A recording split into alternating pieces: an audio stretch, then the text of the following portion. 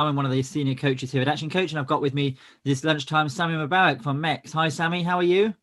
Yes, Steve. Hi, how you doing? Yeah, I'm fine, thanks. Good. Thanks for Great. asking, and thanks for having me on. No, it's great to have you with us, Sammy. What we're going to do today, for the benefit of our listeners, you know, Sammy, what we're going to do, but we're going to have a chat with Sammy, who's a renowned real estate or estate agent based in Holborn in Birmingham.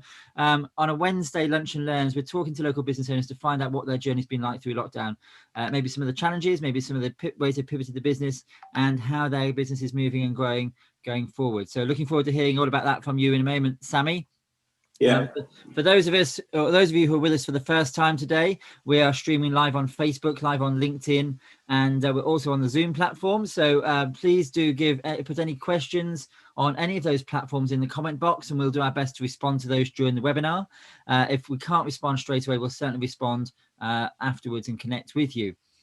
If you're back for the second time or third time, please do comment, please do share, and instead of just putting a thumbs up, please give us a love heart, and we'd love you to interact and to share this live stream. But Sammy, back to you. I want the focus to be on you this lunchtime. We've got about half an hour, 40 minutes. I've got your contact details, Sammy. Just want to double check, because very occasionally I don't quite get them right, but I think I've got the right ones on the screen. Is that right for you? You can definitely get hold of me on those details right there. Brilliant. So if you need to get, if you want to get your house shifted on the market, Sammy, by far and away, is the person to speak to if you're in Birmingham or further afield. Sammy, I guess you're not just restricted to Birmingham in your business, is it? Does it go further afield? Well, of course, you can sell a property in Newcastle if you wanted to. It's all about logistics, getting there, doing viewings. But if you had a company doing the viewings for you over there, you could easily list it with the portals like Rightmove and Zoopla. You can advertise properties all over the UK. We're in Birmingham. We've had properties in Kidderminster, Shrewsbury, Wolverhampton. As long as you're willing to make the journey, you can have it anywhere. So yeah, you could go all over. But I'd like to stick to Birmingham and surrounding areas within 20 to 30 minutes drive of where we are in Holborn. Brilliant. But I guess if you're living further afield, I mean, we've had people listening to our lunch and learn, Sammy, from from Canada, from France, from all over the UK. So if you're looking to move to Birmingham, UK's second biggest city, Sammy, you're the person to contact. You know what's important, what you mentioned there. So Birmingham is becoming one of the investor towns for investors that used to invest in London. Now the prices are high. People looking to invest in the second city and the third city, like Manchester. So Birmingham and Manchester are getting a lot of international investors from all around the world coming here to buy properties for buy-to-let purposes. So if there are any international viewers, it's not a bad place to buy. And if you need advice, I'm happy to provide that for you as well, of where to buy, what to spend, what rent you can get, and so forth.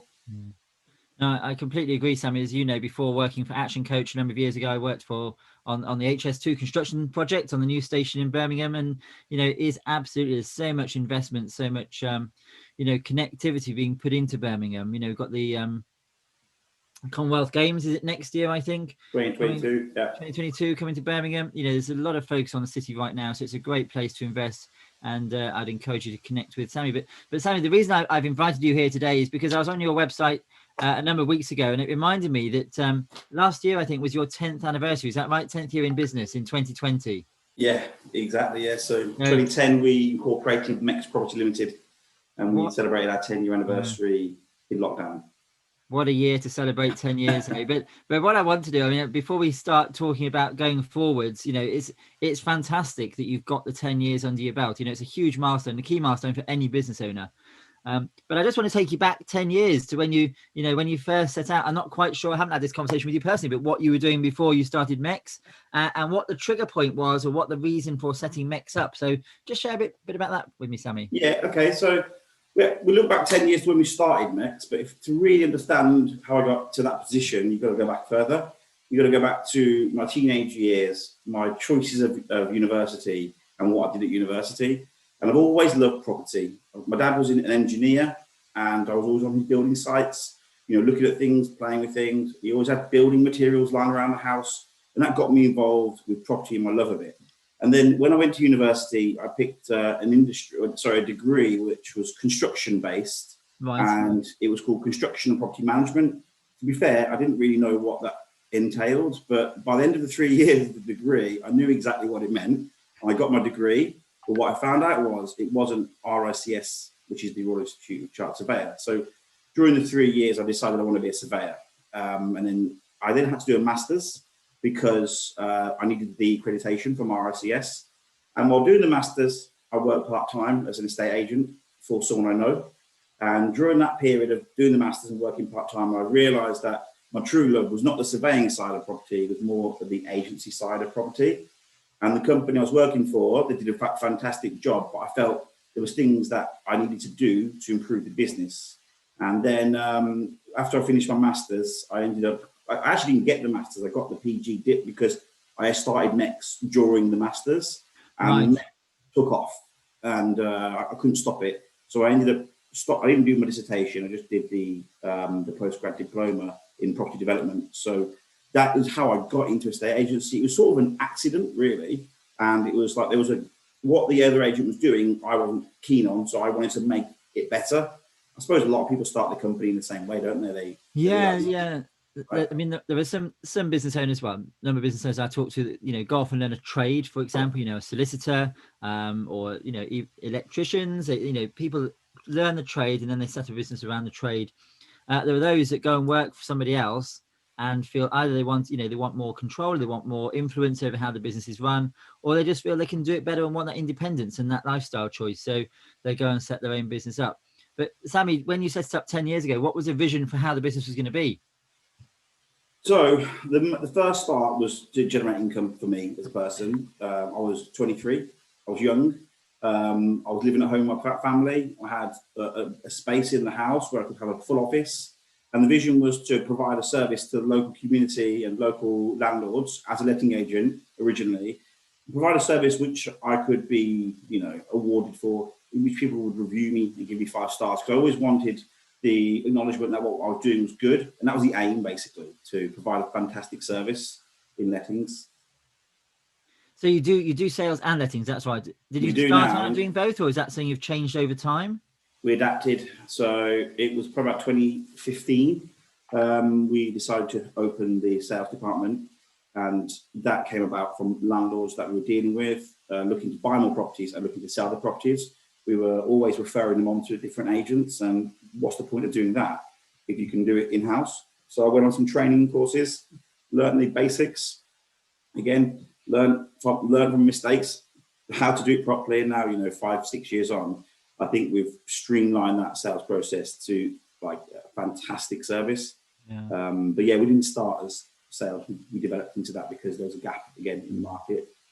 When I talk to business owners, Sammy, I often say to them, think back to your first couple of years in business and how much you changed and developed the business, particularly over the last year as people have been reopening their business, having closed down from lockdown periods. Reopening a business is much harder than closing one down. But you say about recognition, Sammy. I was on your website earlier on doing a bit of just checking you out, or not you, the business. But I've never seen so many awards. Talk about being highly recommended, best branch of the year, best lettings branch. What else have we got here? Best sales branch, overall branch of the year. Absolutely fantastic. So you're clearly doing something that resonates within the business community and with your clients. What would you say? Yeah, not just me as a business, that includes the staff. The last 12 months, we really pushed towards like the best service we could provide, and we asked people, and people realized that they couldn't recognize what you've done. And then there was a vote, and then we got the most awards for certain disciplines in certain areas, and that's what we got.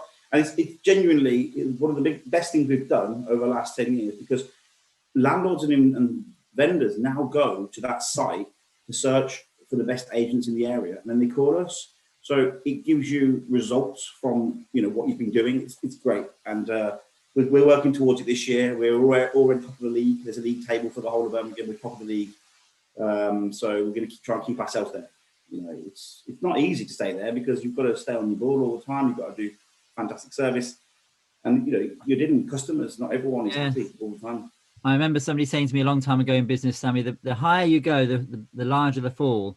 So, getting up there is hard work, but then maintaining, that sort of level of reputation, customer service, doesn't get any easier day by day, year by year. But, you've had 10 years, celebrating 10 years in business.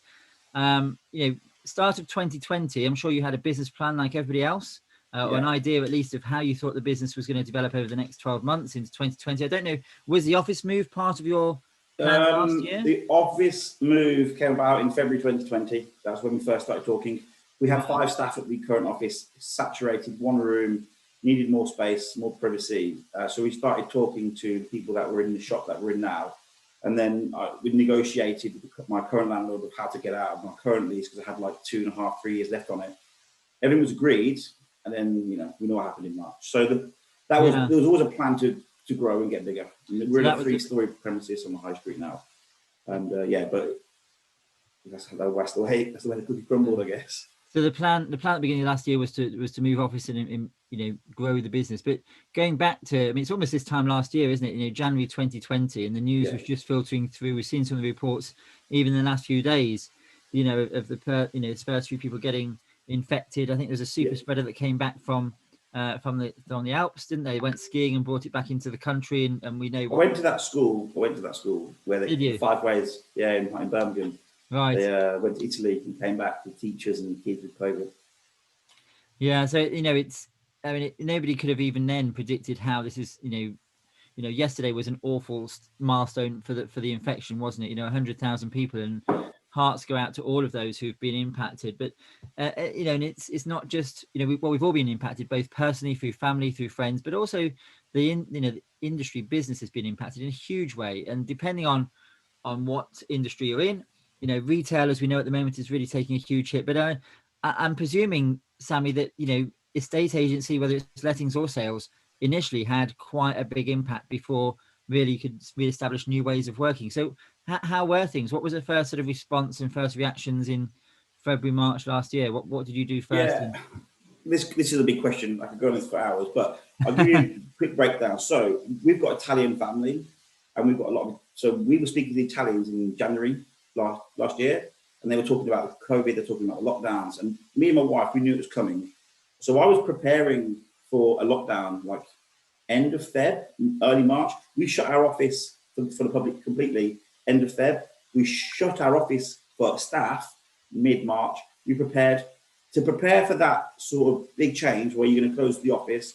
You need computer systems, IT systems, staff training, all that needs to be in place. And that's what we did from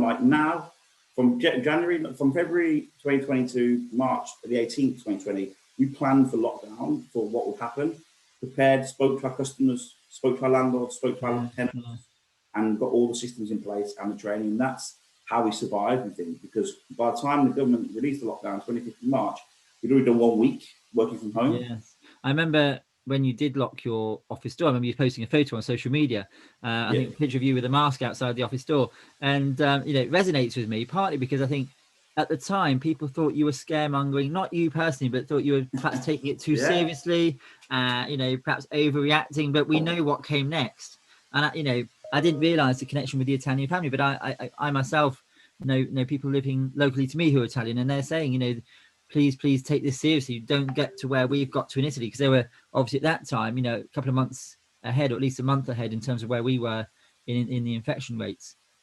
So I started isolating and social distancing in Feb. I stopped going to the baby groups. I stopped for my child. We stopped going to the gym. Not that I went a lot anyway. We cancelled our trip to Cheltenham Races. We literally learned from the Italians a bit quicker. Obviously, we're here now, so we got through. Maybe it was an overreaction, but my business is still here, which is what we needed. That's what we wanted. We wanted the company to still be around a year on. But we never knew what was going to happen, did we? No, and in terms of some of the key changes, so obviously you had people working remotely fairly quickly. Was that how how easy was that to put into place? It was all about systems. We had remote working software on our laptops to go into our local server, because our servers worked locally, so you had to be in the office to make them work, but we couldn't take all the servers home. So what we did is everyone had laptops, and then we called Splashtop. We remoted into our computers in the office, and that's how it worked. We didn't know how long that was going to go on for, but we still have to do it every now and again now, even though we've got way better systems. We still have to tap into the server to find our old data now. That was one key change we made. That was fantastic. That was called Splashtop. That was the only thing that kept us going. The second change was our phone systems. We got them diverted to the mobile, and then if we don't answer the call, a company answers it for us. We work from home, and then they email us the message, and that kept communications coming in and kept communications going out. And that's sort of like, obviously communication is the most important thing in business. You've got to stay in contact with the landlords, investors, buyers, tenants, everyone. You know, and we don't just have like sales, we have ongoing management problems in our system, in our office, or we have to manage, you know, our portfolio of properties. We've got over 150 properties managed. We have to maintain that because some of it is breakdowns, boilers, heating, windows, break-ins, fires. We have to maintain it, certificates, legislation. So we had to stay in contact with everyone, and that's how we did it. They were the key changes we made. So it really was about the systems, the phone, the IT, making sure that remote working. And I guess I'm presuming, Sammy, that, you know, being in the business you're in, you know, particularly the letting side, you've really seen the real impact on families that haven't got the income coming in, have been either laid off, lost their jobs, you know, furlough. Has there been much of that going on? You know, have you seen much of that in your work? We lost 16% of our management portfolio in between March 25th and May the 14th. We lost a huge amount because people realised they were living in a property to rent and they can't see anyone. They're living alone in central Birmingham and they want to be out. They want to go. So people going back to their families, went back to their home country or their family homes. What that did was, though, that actually gave us 16% empty properties, which meant we had properties to shift, to rent out. Because what happened was sale market just died completely on March 25th. It just completely fell off the face of the earth. No new sales, no new viewings were really going through. Only existing ones were allowed to complete. So we had empty properties, which were empty. Landlords were worried. And then the good thing is we were next to the QE hospital. So we had a huge amount of key workers looking to live in the area. So we made a decision to work with key workers only. And we started doing virtual viewings with videos, FaceTime videos, WhatsApp phone call videos, showing people around empty properties, doctors and nurses, cleaners, all key workers. And we managed to fill those empty properties. And we filled them between March the 25th and May the 15th when we were told to go back to work. So we carried on the lettings, still we're earning money. And it kept us alive, basically. Yeah, I remember you had quite a lot of publicity in the early, well, certainly lockdown number one. We're on number 3 now, aren't we? Number 1. I remember there was some quite high profile coverage of some of the properties you'd let out to key workers and nurses. You know, either rates or for free, I think it was at one stage, wasn't it? Yeah, some landlords gave them for free. Yeah. We gave them for free to tenants. We had nurses coming from Wales. We had paramedics coming from Scotland. And they came and we said, look, it's free. Don't worry, you live there, we'll deal with it later. And then after about 3 months, they decided to go back home and then they gave the property back empty. And you know what's came from that? We actually got a landlord from that down the line because it was their godmother who we gave the house to. And they said, look, you know, you did a service there, we want to give you a property to rent and I've got business from it. So it was gain, you know. You don't know what you're entering at the start, but what comes out of it sometimes is beautiful. Yeah, absolutely. And you know, as I say, I you know, not living locally, but I saw the coverage, you know, that the press coverage and the social media coverage and the marketing opportunity from that. So absolutely, you're doing a fantastic thing for the key workers, but from a business point of view, it generated marketing opportunities for you as well, and ensure people are still aware that you were there doing business and, you know, have got properties available and still supporting your community, which one of the key messages I've been saying to many clients throughout lockdown 1, 2 and 3 is whatever you do in lockdown, don't stop marketing, don't stop talking to your clients and your customers. You know, Stephen, our office, we've always been a low volume agent. We're more about quality and service than actually, you know, being the guys that churn out 100 lets a month. So we're in a low volume agent with a backstreet office, really nice boutique, but not on the main road. So we've always been we always liked using social media, blogs, content, videos, updates, legislation. And it was weird because we felt like lockdown, we've been working towards this lockdown our whole life because being a smaller agent and when no one can be trading, but everyone else is quiet in the area on social media, we were already talking on social media from day one. So it gave us the opportunity to open the door to become a more prominent agent in the area. And we actually grew quite nicely between May 15th to now. We've grown a 20%. 20% growth. And honestly, we put this down to social media. We didn't furlough. We furloughed the sales staff because they couldn't obviously do viewings. I was doing the viewings or the videos. But the marketing and management team, they stayed in. They stayed on. They stayed working full time.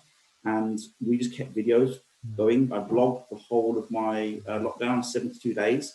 I blogged the whole thing. It was And interesting time. is that now on your website, Sammy, for people to It's get? on YouTube. It's on Facebook. Brilliant. We'll make Most sure of we that get content, the link to that circulated I so people will. can go and follow Yeah, that. it's all over our social medias. I'll find you a link for it. That'd Making be my great. hair raise on talking about what we did during the first lockdown. It's quite weird. But it's only when you take time out to think back of, what you've done to survive. Yeah. And going back to the marketing, again, I say to all my clients, see marketing as an investment, not as a cost to your business. As we both do in networking, you've got to invest to grow your business.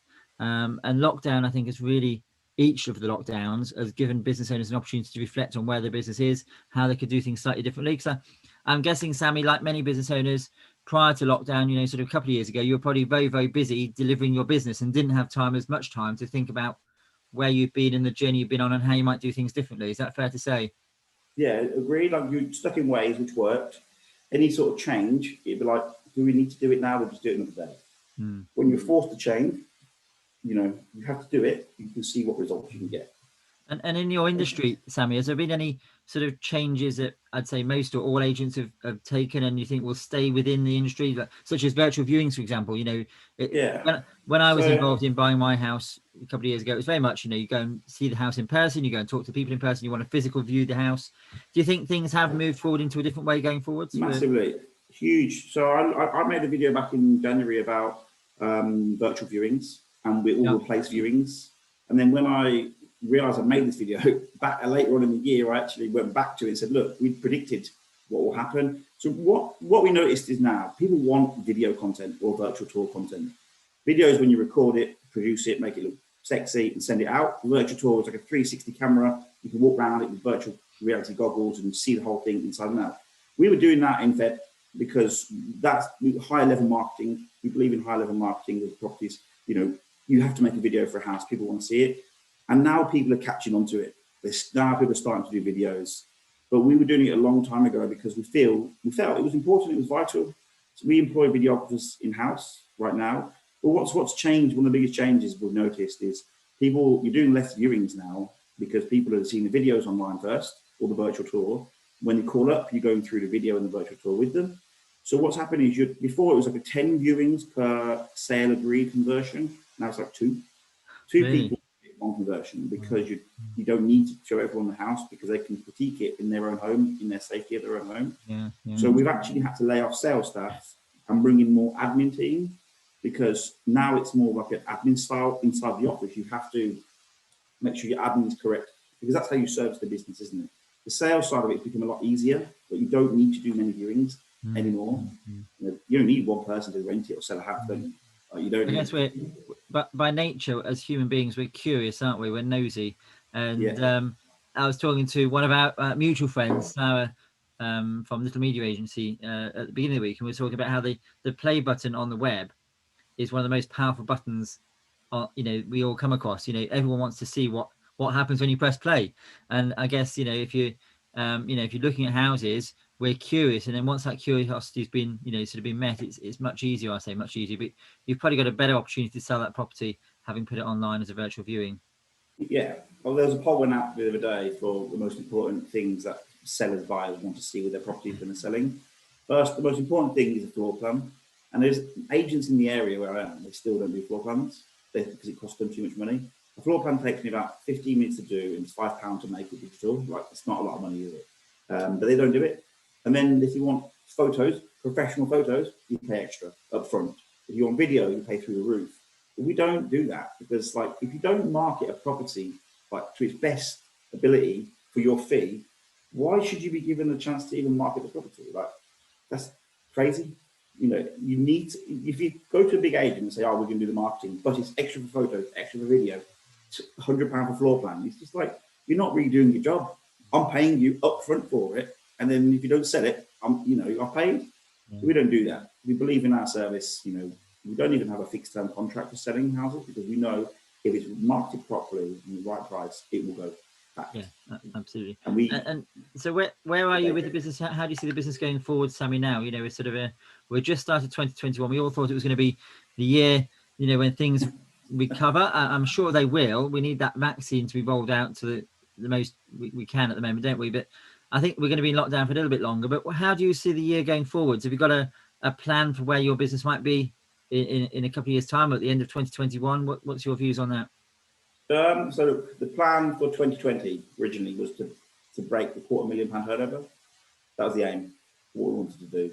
And April and March have stopped us doing that. So that's the plan for this year. That's what we want to do. And we're well on track to doing that already, because the way our year end works is really halfway through anyway. So we're on track. That's what we want to do. I can see rental prices going up over the next year, because they dropped slightly in the last 12 months. So the rental prices will go up. House prices, there's going to be some big changes in stamp duty. It depends what the decision on that is. We don't know what the government do. But if that's on freeze at the moment, isn't it? Is that right? Sorry? It's on freeze at the moment, isn't it? Is it for first-time buyers or any buyer? It's on freeze for any buyer under 500k first home. And I guess you have to complete by the end of the financial year. Is that right at the moment? Yeah, exactly. Yeah, 31st of March. We'll see if they extend it. They're talking about getting rid of it. We don't want them to get rid of it. That's worse. That's another video. But yeah, I think if they extend stamp duty, the property market's going to keep going. It's going to delay the problem, which is looming in the background of a potential economy crash. But if we can keep delaying it, it will work out in our favour, because hopefully it will filter out and spread over a longer period of time. So, but the plans are break the £250,000 turnover, and we want to become more recognised in the area for selling homes.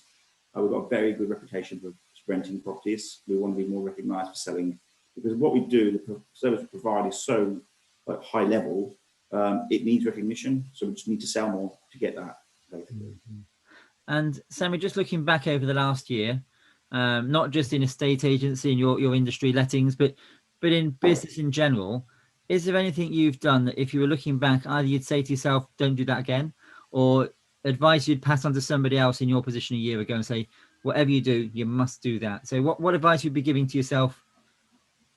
Look, but the answer is, I think about this all the time, by the way, because I think about making new businesses and different sectors. Yes, yeah. I always think about what we could do. And honestly, the only thing you have to do is you have to sell the product. Sorry, not sell the product. You've got to sell the person, and you've got to make videos. Video content is so important now. If you're not making video, you may as well not be marketing. We're on video right now. Video is more important than anything. And one of our main ideas is we don't do the hard sell. So we provide value. For example, we give landlords the 10 best reasons to use rent guarantee, and at the bottom of that content it says, if you want to know more, get in contact. Simple. But you're not just saying, oh, we give this for free and this for free, and use us now, we're the best.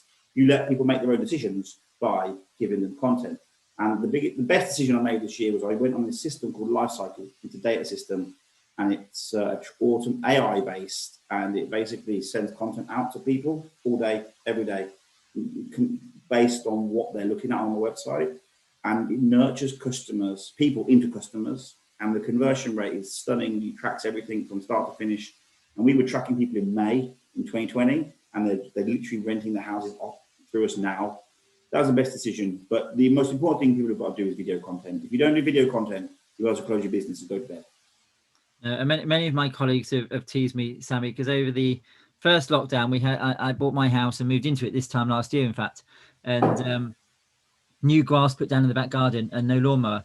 So I spent lockdown 1 researching lawnmowers, and the only reason I use that example is because video content was so important as a consumer in making my decision on how to buy, what product to buy. I couldn't go to the garden centres and the DIY sheds and look at lawnmowers. I was reliant on reviews, content, videos online. And I use that example because it is so important now to make sure we make the best opportunity with video, with imagery, using our website, using our social media, and really make sure we stand out, whatever industry you're in, to make sure you've got a marketing plan that uses video, uses imagery, and helps you to stand out from the crowd. Yeah, it's, one of the things I do, for example, this morning I had a problem with my emails. I typed in the search into Google and didn't look at the content. I looked at the video tab and went to the video tab, and someone had made a video about the problem I had. It was so simple, 1.5 minutes, and I knew what the problem was. But that's what people want. They want to be told. People are getting lazy. They don't want to read. They want to be told what to do, how to do it, when to do it, and what button to press, and it fixes it. That's what everyone wants. And if they can't go to watch a video, they'll pay someone to do it for them. And That's why video is so important at the moment. Yeah. Everything is video.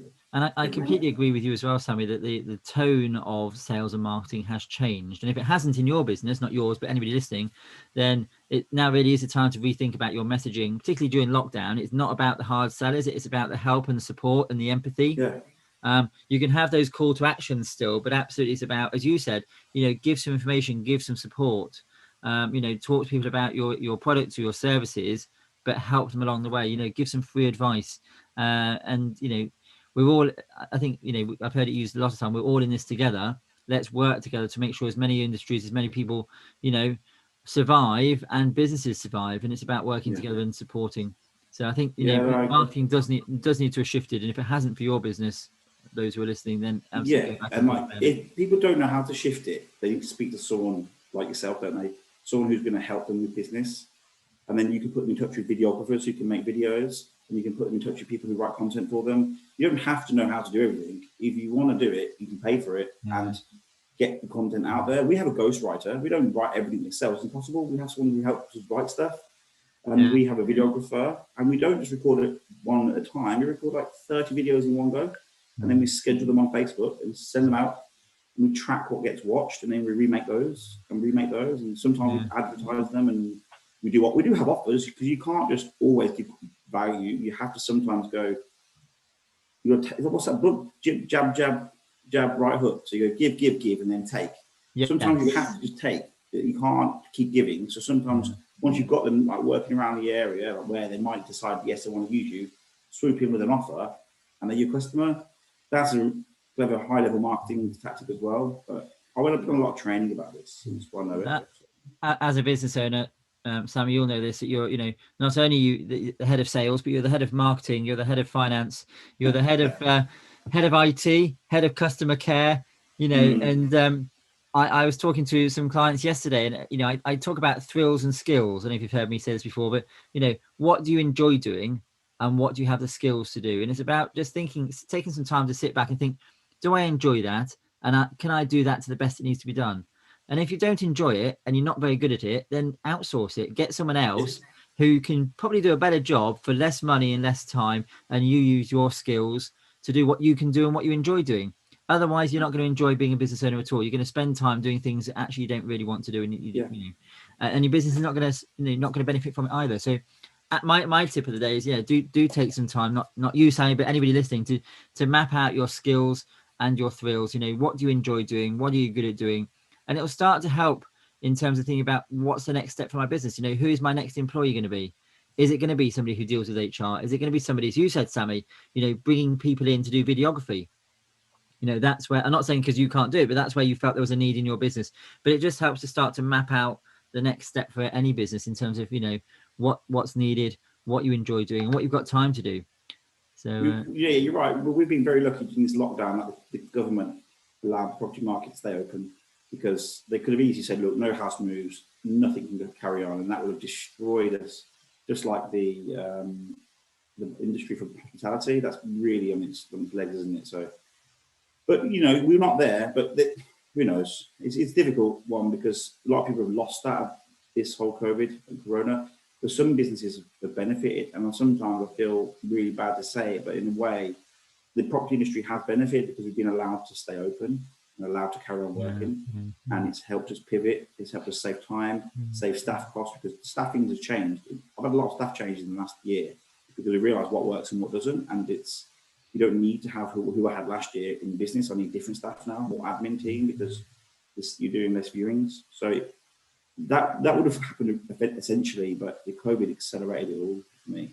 Yeah, and I think my final point, Sammy, in our conversation is we don't know what's coming around the corner, do we? And so it's really important to still expect change, to have a plan in place, and to think about, where do you want to be this time next year? Where do you want your business to go? How much do you want your business to have grown? But always have a contingency. Expect change. Don't expect it now to be plain sailing, certainly for the next couple of years, and to try and preempt as much as we can the challenges that might be lying ahead. Who knows, we might come out of lockdown and go back into lockdown. We might be in lockdown for a couple of months. We just don't know. We don't know.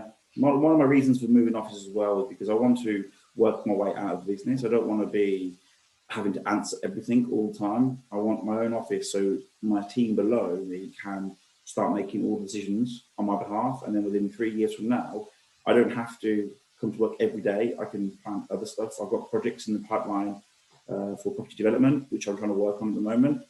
So I don't want to have to do the nitty gritty day-to-day running tasks, you know. Well, as we say here at Action Coach, a successful business is a profitable commercial enterprise, Sammy, that works without you, so that you have that freedom, you have that choice. And one of the questions I would ask when I used to do these workshops in person, I get everyone to stand up and I say, you know, if you were to go on a cruise tomorrow for 3 months without any communication, would your business survive? And it's a great question to reflect on. You know, yeah, right now probably not at all. Exactly, but it gets you thinking about what you need to do. Yeah. So Sammy, just before we finish, it's been really good having you. You know, you've talked about how you've changed your systems, how you've changed your IT, your phone systems, virtual viewings. You've talked about, you know, some of the things you would change and some of the things you wouldn't change going forwards. But Sammy, in terms of your final or top tip or your final closing statement to anybody in your industry or anybody else's industry, any small business owner out there, what would you do as a point of encouragement for them right now? Encouragement for like people in my industry or any industry? Anybody who's finding, you know, as a business owner, finding it challenging right now, what would you say? It's again, a huge question, but I think the most important thing is you know if the business that you're in is not going to work. So you need to make a decision quickly if it's going to make money or not. That once you've made that decision, if you can see it can make money, you've got to be able to adapt. You've got to be able to put the work and the time in. And I don't mean do 9 to 5. I think when you've got a new business, you have to put a lot more work in. Like I'm talking like, you know, every hour you're awake, you've got to be working on it, growing it, networking with people, learning from others, reading books, watching video, watching contents, and just become, and like even talk to your competitors if they want to speak to you. That's what I would do. But in my industry, I think the thing right now is it's service level. You have to have high level service, and that's what people want. They want to be not just happy with your service, they want to be delighted with your service. You want people to be so happy that they are willing to write a review about you, or they're willing to recommend you to your family, their family and friends. That is where you want to be, high level service. And that's what any agent should be doing right now, is striving toward that top tier. Sammy, you've just, I talk about BFOs at Action Coach, blinding flashes of the obvious, but the light bulb that you just reminded me of was when I was also at university and I had a part-time job working for Burton Menswear, which we know what's happened with that retailer recently. But the manager at that time said to me, Steve, you've got one job in this shop. He said, every customer who comes in, I want you to exceed their expectations. That's all you've got to do, you know. And it's true to this day, and it's something that's stuck with me throughout my career. You know, it's not about what you do, it's about how you do it. And it's about exceeding every client, every customer's expectations, so that they in turn become a raving fan of you and your business. So good is not good enough. You need to be exceptional. Absolutely. Well, Sammy, it's been absolutely fantastic having you on our Lunch and Learn this Wednesday. I've put your contact details on the screen again. Please do visit Sammy's website. If you've got questions that you've not been able to ask this lunchtime, please do send them, you know, contact Sammy, contact myself directly. I'm just as so thank you, Paul. Paul's just put in the comments some great tips, Sammy. So thank you, Paul, for tuning in this lunchtime as well. But please do, you know, if you're looking to buy, looking to rent, just want to talk to another business owner about their experience, I'm sure Sammy would be happy to take the inquiry, you know, drop Sammy an email. And you know, Sammy, good luck with what's to come this year. I know you and I will continue working together, but you know, it's been great having you on this Lunch and Learn. And if you're with us next week, we've got Claire Lawton, who's an HR expert. She's coming in to talk to us all about HR in a pandemic, and particularly some questions around the vaccine and how we approach that with our staff. And so it'd be great to hear what she's got to say. So that's next week on our Lunch and Learns. But for now, I just want to say stay well, stay safe. Thank you, Sammy, again. And we look forward to catching up with you all very soon, if not next Monday at 12. But take care now.